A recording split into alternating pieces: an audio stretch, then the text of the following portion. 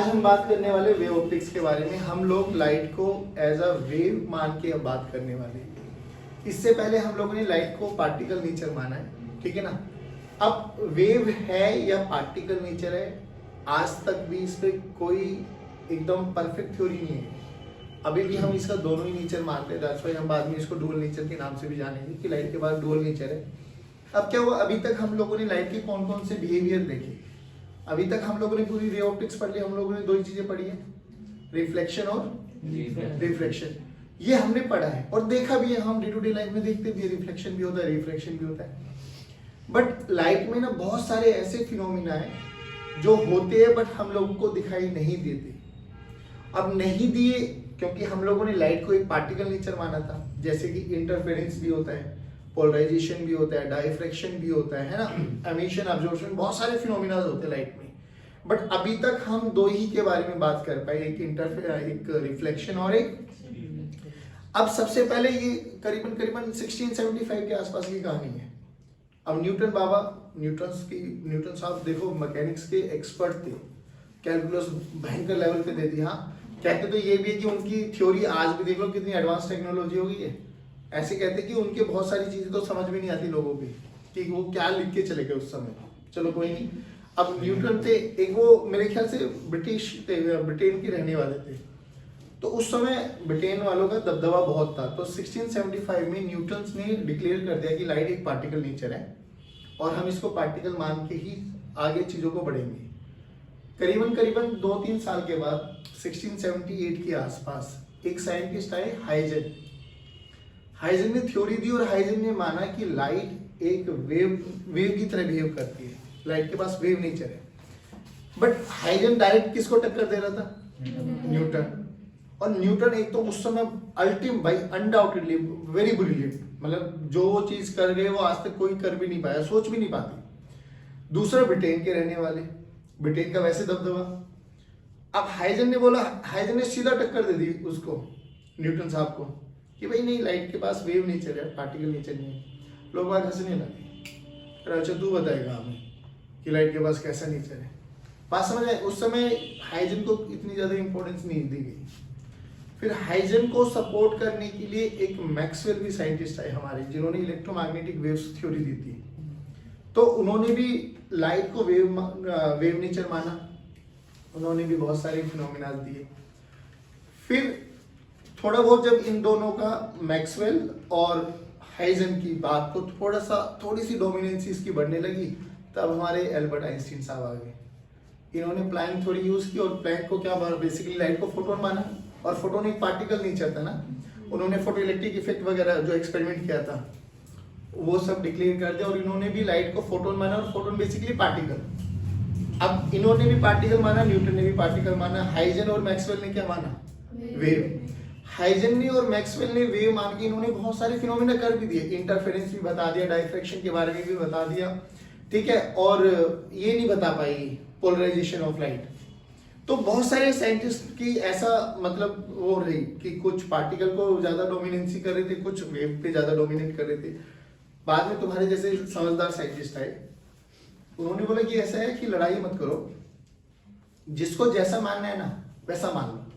अगर आपको लगता है कि आपका काम लाइट को पार्टिकल नेचर मान के हो रहा है तो consider it as a particle. आपको लगता है कि नहीं, वेव नेचर मान के कर पा रहे तो वेव नेचर मान लो। तब हाइजन की थ्योरी को इंपॉर्टेंस मिली, और हमें इस चैप्टर में हाइजन प्रिंसिपल ही पढ़ना है कि रियलिटी हाइजन क्या था। हाइजन ने क्या वेव को, मतलब लाइट को एक वेव माना, तो उसने कैसे कैसे अपनी थ्योरी को प्रोसीड किया, कैसे कैसे उसने रिफ्लेक्शन को, रिफ्रैक्शन को, इंटरफेरेंस को, डाइफ्रैक्शन को कैसे उसने प्रूव किया इस थ्योरी के बेस पे। थोड़ा बहुत आइडिया समझ में आया कि इस चैप्टर को हम घुमा के कहाँ लेके आएंगे। न्यूटन ने कॉर्पुस्कुलर थ्योरी दी। न्यूटन्स की कॉर्पुस्कुलर थ्योरी बेसिकली सबसे पहली थ्योरी थी जो उसने माना कि लाइट एक पार्टिकल नेचर की तरह बिहेव करती है। बट फिर हाइजन साहब आगे थे 2-3 साल के बाद कि नहीं, लाइट के पास एक वेव नेचर भी है। और आज तक भी हम यही मान के चल रहे कि इसके पास दोनों ही नेचर है, पार्टिकल भी और वेव भी। जिसको जो सर जैसा मन करे, पार्टिकल मानना पार्टिकल मान ले, वेव मानना वेव मान ले। तो अभी हम कौन सा चैप्टर पढ़ेंगे? तो लाइट के पास क्या है? Wave nature. वेव नेचर है तो वेव के बारे में कुछ कैरेक्टरिस्टिक्स हम लोग पहले पढ़ चुके हैं रे ऑप्टिक्स के स्टार्टिंग में। बता कौन कौन? कि रे के पास जो एक वेव होती है उसके पास वेवलेंथ होती है, स्पीड होती है, फ्रीक्वेंसी होती है, तीनों में रिलेशन बोलो। v equals to lambda into F. Medium change होने से क्या चीज चेंज नहीं होती, क्या चीज चेंज हो जाती है, वेवलेंथ एंड स्पीड। बस ये सब चीजें समझ में आती है ना। अब वेरी गुड। अब जो इन्होंने ना हाइजन ने जो माना, सबसे पहले एक टर्म डिफाइन की गई जिसको बोला गया वेव फ्रंट। अब बेसिकली ये वेव फ्रंट है क्या चीज, ये समझो। अब सिंपल सी बात बता भाई, मेरे पास कोई ना कोई तो सोर्स होगा ना। मान लो ये एक सोर्स है हमारे पास, ठीक है। अच्छा लाइट है, सोर्स है, मान लो कोई भी एक बल्ब है हमारे पास, और वो बल्ब जो है वाइब्रेट करेगा, सब क्या उसके जो एनर्जी निकलेगी वो सभी डायरेक्शन में निकलेगी या कोई एक पर्टिकुलर डायरेक्शन में जाती है, सभी डायरेक्शन में निकलती है। और अभी हम लोग लाइट को कैसे रिप्रेजेंट कर रहे थे, रे से। तो अभी नॉर्मली बता रहा हूँ कि लेट से यहाँ से हमारे पास एक एनर्जी निकल के जा रही है, रे निकल के जा रही है इस डायरेक्शन में, जो कि हमारे पास लाइट के पास वेव नेचर है। तो वेव की फॉर्म में निकालते हैं इनको हम ऐसे।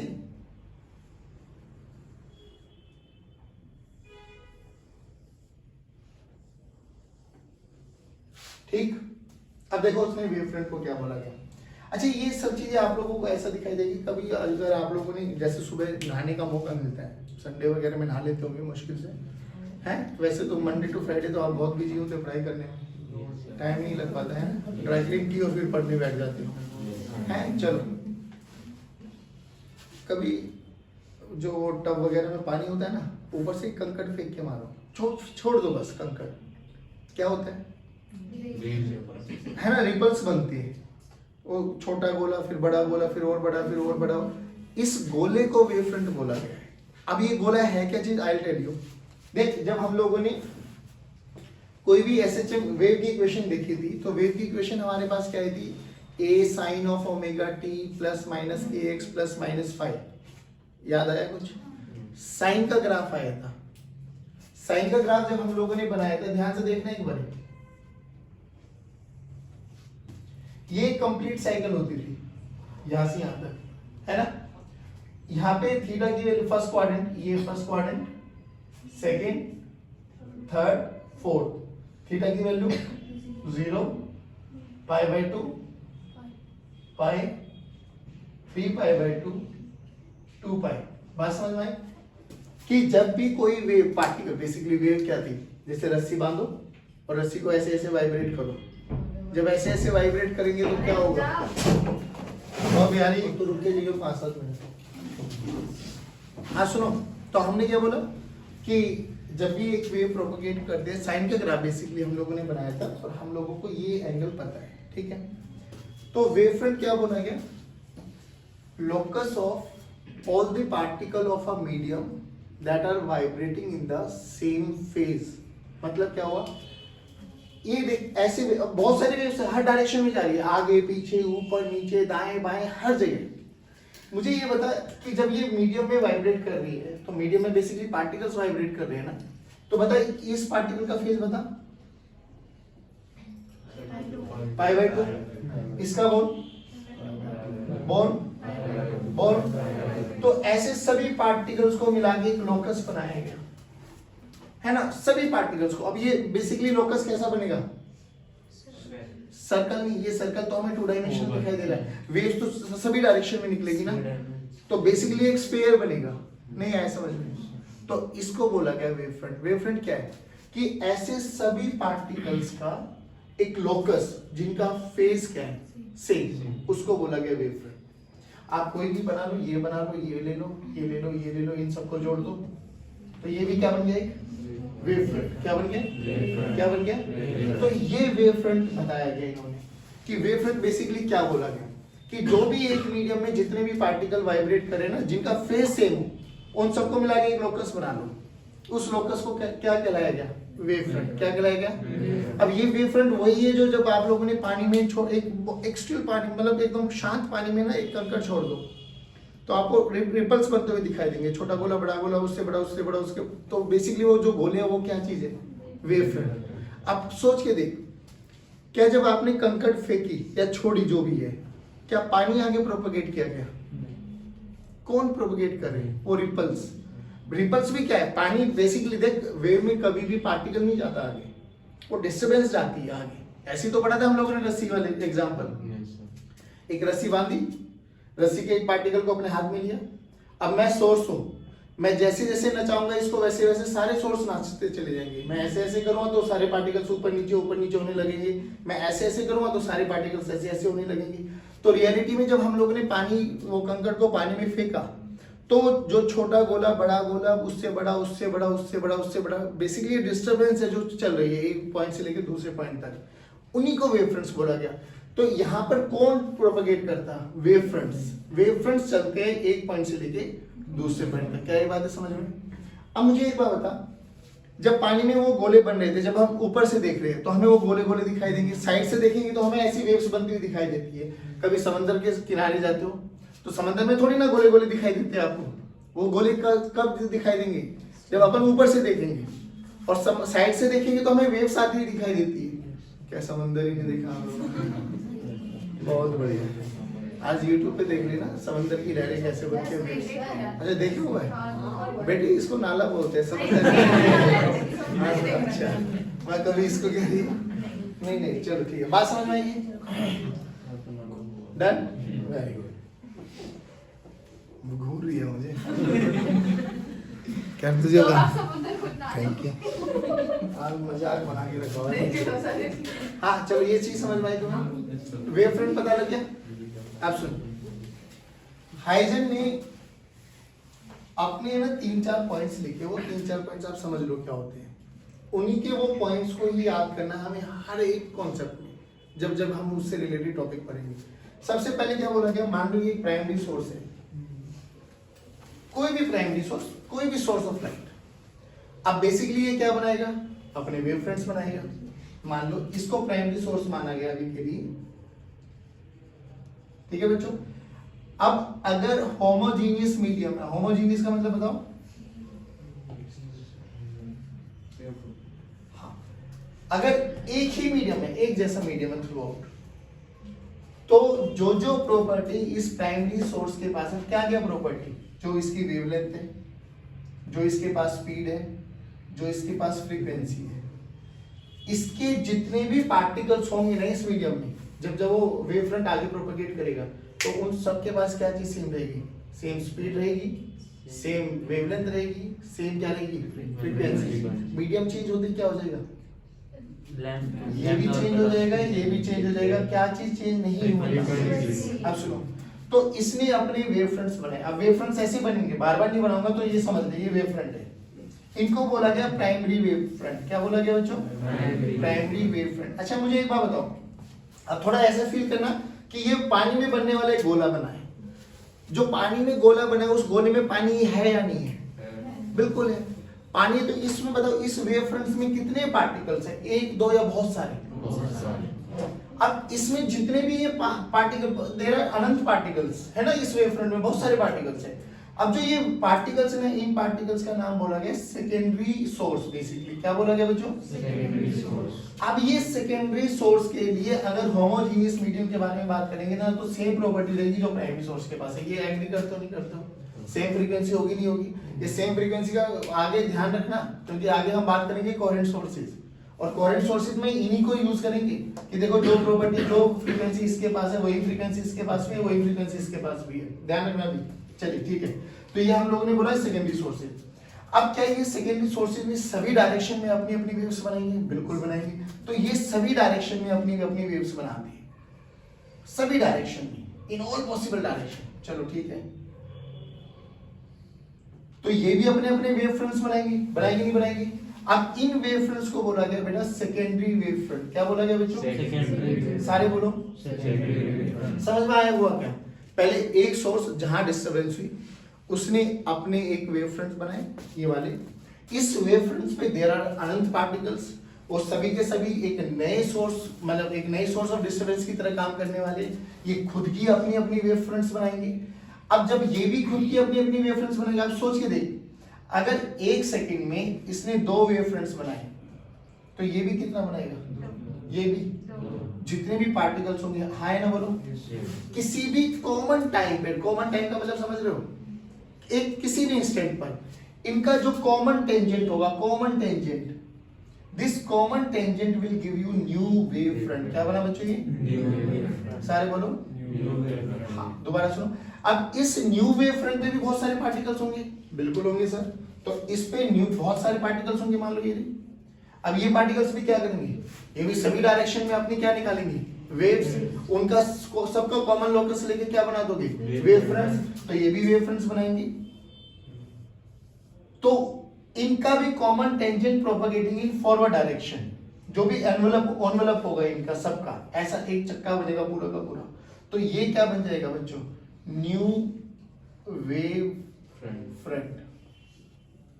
एक चीज, अगर मेरे पास सोर्स, एक पॉइंट सोर्स है बच्चों, ये जैसे कि ये पॉइंट सोर्स था मेरे पास, ये रहा प्राइमरी सोर्स,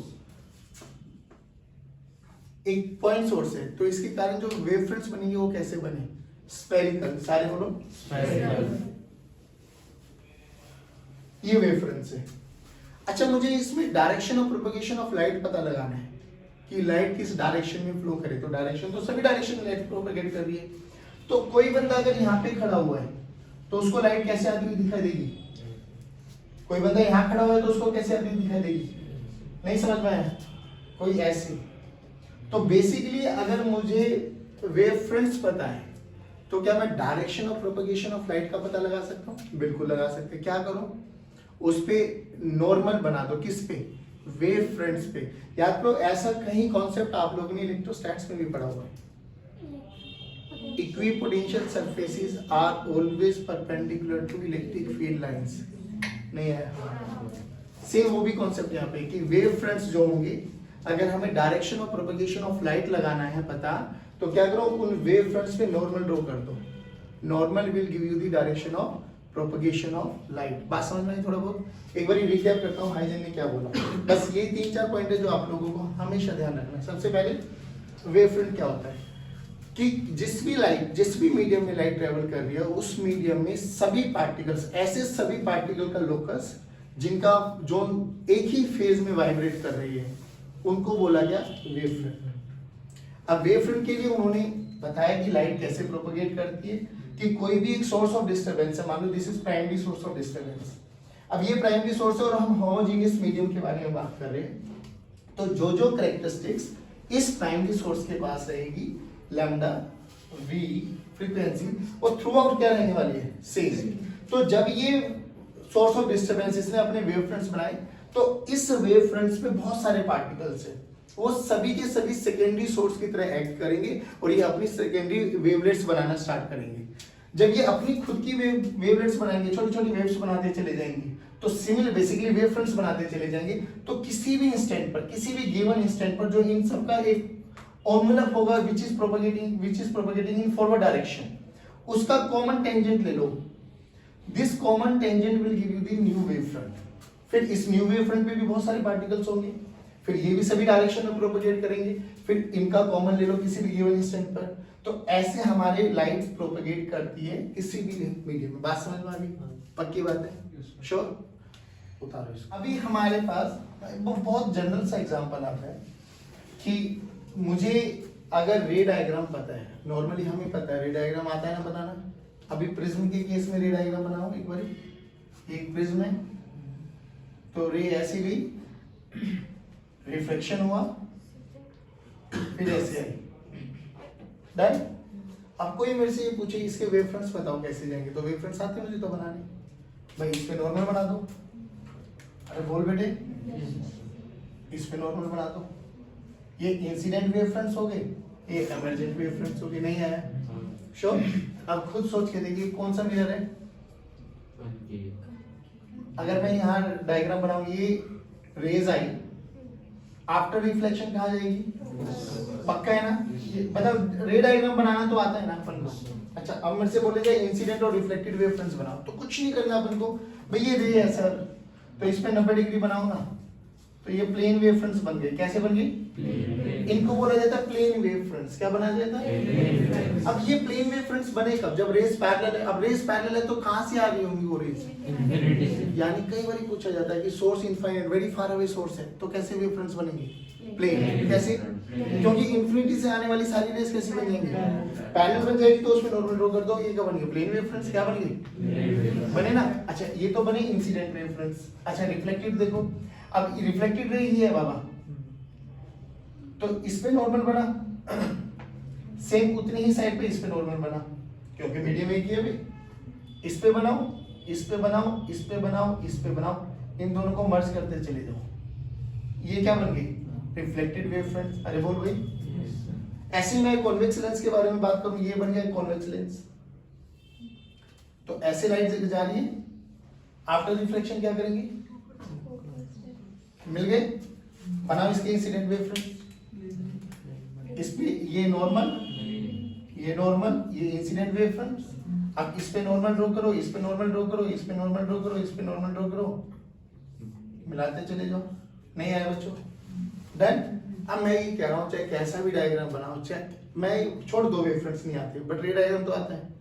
रे डायग्राम पे बनाओ, 90 डिग्री बनाते चले जाओ, वेव फ्रंट्स दिखते चले जाएंगे, इंसिडेंट भी, रिफ्लेक्टेड भी और रिफ्रैक्टेड भी। यहाँ तक समझ में आया? बाकी बात अब अलग अलग पूछे जाते हैं कि अगर मेरे पास पॉइंट सोर्स है, पॉइंट सोर्स, तो अभी भी देखा कैसा वेव फ्रंट्स बनते थे? स्फेरिकल। सभी बच्चे बोलेंगे प्लीज कैसे? स्फेरिकल। बहुत सुंदर। अगर पॉइंट सोर्स है तो spherical wave fronts, spherical wave fronts. चलिए अगर सोर्स इनफाइनाइट है, मतलब बहुत दूर रखा हुआ है, या प्लेन सोर्स है, कई बार बोलते हैं ऐसे प्लेन सोर्स है, मान लो ऐसे प्लेन सोर्स है बच्चों, तो इसमें बहुत सारे पार्टिकल्स हैं। अरे बोलो भाई। तो यहाँ से ये अपने अपनी वेव्स निकालेंगे, तो इन पे कॉमन टेंजेंट में फिर एक वेव फ्रंट बनाते चले जाओ। तो सोर्स अगर प्लेन सोर्स है तो भी प्लेन वेव फ्रंट्स, अगर सोर्स इनफाइनाइट है, मतलब इन्फिनिटी पे रखा हुआ है तो भी plane source, plane wave fronts. बोल इतना समझ में आया? एक होता है आपके पास लाइन सोर्स। अगर सोर्स लाइन सोर्स है, ऐसा समझ के चल फूल माला है बेसिकली। फूल माला देखिए आप लोगों ने, लंबी सी छोटे छोटे छोटे छोटे फूल बने रहते हैं। अब छोटे फूल का मतलब क्या है? ये सोर्सेज है आपके पास। अरे तो ये सारे के सारे प्राइमरी सोर्स है, सभी के सभी प्राइमरी सोर्स क्या करेंगे? अपनी सभी डायरेक्शन में क्या निकालेंगे? वेव्स। अरे सर सभी बच्चे बोलो वेव्स निकालेंगे। इन ऑल पॉसिबल डायरेक्शन नहीं आएंगे बेटा। तो किसी भी कॉमन इंस्टेंट पर सभी ऐसे पार्टिकल जिनका फेस क्या है? सेम। ये क्या बन गया? Wave front. तो ऐसे इसका भी क्या बन गया? सभी बच्चे बोलेंगे। तो कॉमन टेंजेंट ये रहा और कॉमन टेंजेंट ये रहा। अब ये क्या बन गया? New wave front cylindrical shape. नहीं आया समझ? अरे बोलो भाई। सुनो, पॉइंट सोर्स तो कैसा? प्लेन सोर्स है, इनफाइनाइट पे है तो, और लाइन है तो बात इतना समझ में आया? अब इनके बेस पे हाइजन साहब ने laws of reflection and laws of refraction prove कर दिया। लॉज ऑफ रिफ्लेक्शन क्या कहते हैं? Angle I must be equals to angle I must be equals to, और रिफ्रैक्शन में क्या बोलता है? sin i by sin r this is equals to v1 by v2 this is equals to lambda 1 by lambda 2 equals to mu 2 by, यही तो पढ़ाया था उन्होंने। तो वहां पे स्नेल्स लॉ को प्रूव कर दिया उन्होंने। 2 मिनट सुनो, इसको देखो समझ में आया? पक्की बात। पॉइंट, प्लेन और सिलेक्शन। अब सुनो, laws of reflection by Huygens. ठीक, फिर वही, ये हमारे पास एक रिफ्लेक्टिंग सरफेस, जाहिर बात है टकरा के आएगी, इधर जाएगी। अच्छा एक देख, इसमें मैं समझाता हूं आपको। अभी इतना समझ में आ गया कि there is a relation between direction of propagation of light and wave fronts. ठीक है, हमने मान लिया, अभी आराम से सुना बिल्कुल, मैं पहले डायग्राम बना लेता हूं। हाँ ये ठीक है, ये रे है कि लाइट ऐसे आ रही है। बाबू अगर ये रे डायग्राम है तो वेव फ्रंट्स बताओ। इस पे नॉर्मल बना दो, दिस इज वेव फ्रंट। तो बेसिकली ये वेव फ्रंट्स आगे आ रहे हैं। अब सुनना आराम से, मान लो ये पी क्यू है वेव फ्रंट, ठीक, जो कि लाइट आएगी, टकराएगी और इसी मीडियम में वापसी जाएगी। क्या चीज सेम रहेगी? स्पीड, फ्रीक्वेंसी, वेवलेंथ, सब चीज सेम है। आप सुन ध्यान से, जब ये आगे प्रोपोगेट हो रहा है, मान लो पी क्यू वेवफ्रंट और ऐसे ऐसे बहुत सारे वेवफ्रंट्स आते जा रहे हैं, हमें समझ में आए। अच्छा ये भी क्या है, वेवफ्रंट। मान लो ये पी क्यू वेवफ्रंट है और जो यहाँ पर आया ये ए और ये बी, ए बी वेवफ्रंट है। Now listen to me very carefully. जब ये वेवफ्रंट्स ऐसे आ रहे हैं, आते आते आते आते सबसे पहले कौन टकराया, ए या बी? ए टकराया। बट क्या बी अभी भी सीधा निकलेगा? पक्की बात है ना? तो ए क्या यहीं रुका रहेगा? नहीं भाई, ए आएगा, टकराएगा और अपने रास्ता चलेगा। बात समझ में आ रही? अब सुन, देख हुआ क्या रियलिटी में, देख कैसे हुआ। समझ के चलना कि ये आपके पास एक वेव फ्रंट है, ये एक वेव फ्रंट है ये। अब देखो इस पे पूरा एम्फेसाइज करना, ये वेव फ्रंट आया आया आया आया आया, ये यहां टकराया। जब ये ए यहां पर है तो बी यहां पर है, जो कि टकराने के बाद ए की स्पीड और जो बी अभी टकराया नहीं है उसकी स्पीड दोनों क्या रहने वाली है? सेम। क्या रहने वाली है? देख क्या हुआ होगा, ए ऐसे आया, ये ऐसे हुआ, टकराए और वापसी दोनों चलने लगे। नहीं आया समझ में? दोबारा सुनो, वेवफ्रंट आया, ये तो यहां टकरा गया, ये ऐसे घूमा क्योंकि ये तो टकरा गया ना। टकराने के बाद क्या हुआ होगा समझ, ये अपने वेवफ्रंट्स बनाएगा। सुनो, ये अपने वेवफ्रंट्स बनाएगा, ये भी एक पॉइंट सोर्स की तरह मान लो, ये भी अपने वेवफ्रंट्स बनाएगा। इसके वेवफ्रंट्स बनाने की समय और इसके वेवफ्रंट्स बनाने की ताकत सेम रहेगी क्योंकि मीडियम सेम है। नहीं आया समझ में? पक्की बात है। चलो, तो जिस समय ये बी वाला पॉइंट यहां से यहां तक आएगा, लेट अस सपोज ये पॉइंट सी है, मैं ये कह रहा हूं क्या ए यहीं पे रहेगा क्या? नहीं, ये टकरा के आगे चला जाएगा। तो देख रियलिटी में क्या हुआ, आया वेवफ्रंट, ये इस पे स्ट्राइक किया, बी ये रहा, जब ये ऐसे आएगा तो ये ऐसे हो जाएगा। अब देख नया वेवफ्रंट क्या होगा, अब आई टेल यू कैसे बनाएंगे। ये ऐसे रिफ्लेक्टेड वेवफ्रंट्स आगे चले जाएंगे। बात समझ में आई? थोड़ा थोड़ा अभी I tell you with the diagram कैसे बनाते हैं। देखो, तो हमें इतना समझ में आ गया कि जब यहां से आया तो ये बी, ये ए, बी यहां से यहां तक आया, उस समय जितना समय बी को सी तक आने में लगा होगा, उस कॉमन इंस्टेंट पर देखना हमें, एट गिवन इंस्टेंट, तो ए यहां तो नहीं रहा, ये तो पक्की बात है। तो ए टकरा के चला गया। अब नया वेवफ्रंट्स कब बनाते थे? कॉमन इंस्टेंट पर। अब देखो ये भी आएगा, ये भी टकरा के ऐसे चला गया। इसको थोड़ा सीधा कर लेते हैं ऐसे, ठीक है? हाँ, समहाउ सही रहे। अब कॉमन टेंजेंट देखो, कॉमन टेंजेंट तो यहां से ये रिफ्लेक्टेड रे है, तो रिफ्लेक्टेड रेस पे हमें रिफ्लेक्टेड वेव फ्रंट बनाना है, तो क्या करें? 90 डिग्री। तो यहां से 90 डिग्री बनाओ। पहले बताओ ये समझ में आया? yes. तो अब ये कौन है? Reflected wave fronts. ये कौन थे? Incident wave fronts. तो वेव फ्रंट्स आए, टकराए, शो। जितना समय बी को सी तक आने में लगा उतना ही समय ए इस पॉइंट से लेके इस पॉइंट तक जाने में लगा, दैट इज डी। ये 90 डिग्री है, ये भी 90 डिग्री है क्योंकि ray and wave fronts are always perpendicular to each other. तो ये भी 90 है, तो ये भी 90 है। बोले यहां तक कोई दिक्कत? तो मैं कह सकता हूं कि भैया ए डी जितना समय, क्योंकि ये कॉमन इंस्टेंट पे बना है, ए डी जितना डिस्टेंस है उतना ही डिस्टेंस कौन है? ये तो बाई बाई हम कह सकते हैं। हाइजेनबर्ग ने ये बोला था कॉमन इंस्टेंट पर, तो AD this is equals to, क्यों बोला ये? सोचो, नहीं तो वैसे प्रूव कर देते। बीसी बोल कितना होगा? Speed into time, v into AD भी कितना होगा? Speed into time, v into, अरे सेम स्पीड है भाई। और ये कॉमन टाइम पर आएगा इंस्टेंट, ये वेव फ्रंट जो बनाएगा हम एक गिवन इंस्टेंट पर।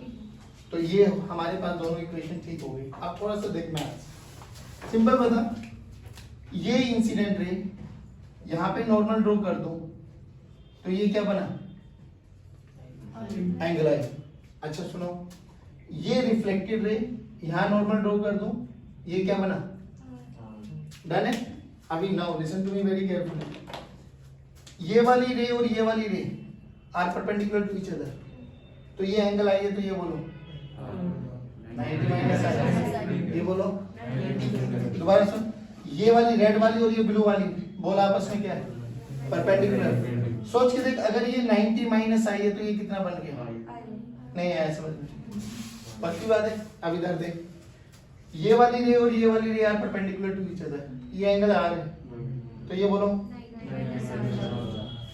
डन। ये वाली रे और ये वाली ray are perpendicular to each other, तो बोलो ये आर।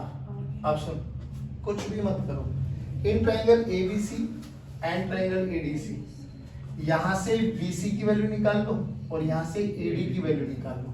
बोलो बीसी की वैल्यू क्या आ जाएगी? बीसी देखो ध्यान से, ये एंगल ये 90 डिग्री, तो ये बना बेस, ये बना परपेंडिकुलर, तो बीसी दोनों में कॉमन क्या है? एसी, तो बीसी की वैल्यू निकाल दो इन टर्म्स ऑफ एसी। बोलो कैसे? BC this is equals to, अरे ये परपेंडिकुलर है भाई, ये हाइपोटेन्यूज है, तो बीसी बाय एसी क्या बना? साइन आई। अरे परपेंडिकुलर बाय हाइपोटेन्यूज क्या होता है भाई? नहीं तो इससे साइन आई निकाल लो, उससे साइन आर निकाल लो, ऐसे याद रख लो। डन। चलो बीसी बाय एसी क्या बन गया? तो बीसी की वैल्यू देखो, एसी, हाँ एसी साइन आई। उधर से देखो एडी की वैल्यू निकालो यहां से, एडी बाय एसी, ये परपेंडिकुलर है, ये हाइपोटेन्यूज है, तो एडी बाय एसी बोलो साइन आर। तो यहां से एडी की वैल्यू देखो बच्चों, एसी साइन आर। अब जो कि हम पहले ही प्रूव कर चुके हैं क्या, कि एडी किसके बराबर है?